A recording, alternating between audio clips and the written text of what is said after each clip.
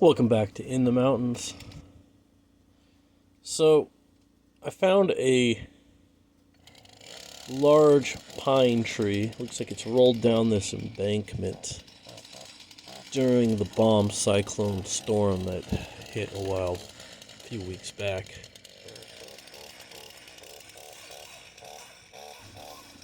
Part of this log was close to the road, so I decided to grab the MS-311 and start seeing if I could chop at this tree a little bit. I'm running a 20-inch bar on this. This tree is probably too big for this 20-inch bar on the 311. But I'm going to attack this in a way so I can kind of get at it and get some chunks out of it, because it's a nice pine. It's full of pitch, lots of oil in it, ponderosa. So I'm going to have to slice at this from a few different angles to get it in chunks that I want to move out of there. I brought my wood-handled peavey with me to help roll these around if need be, which you'll see here. I'll have to roll these around. So I've got a nice hand file on the chain here. peavey's ready to go. I'm going to start taking chunks out of these pine log ponderosa that's on the side in the ditch here. Saw's running pretty good, so I'm gonna really have to attack these from each side of the log here to get both sides, because this is probably the rings on it were really tight, so it's probably 150, maybe 200-year-old tree. Smells like a pine, and once I get it back to the homestead, it'll burn like pine too.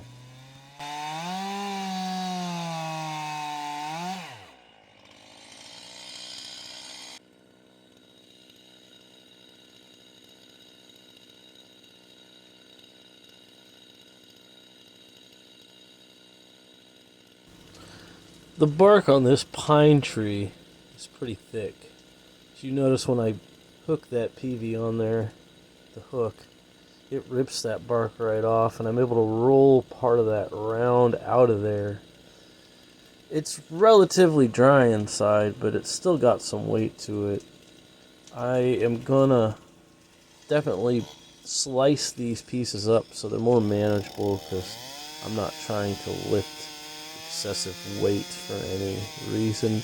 If my saw can do a lot of that work and make the pieces a little more manageable, I'm going to hack them up so I can get them in the truck easier.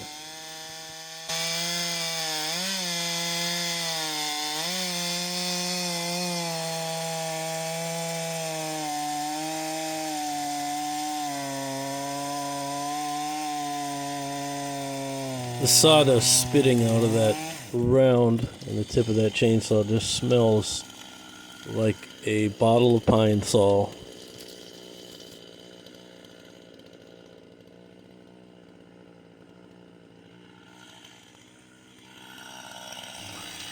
So I'm going to slice this round in half now, spit out some of that sawdust, and make it a manageable chunk to throw it in the truck.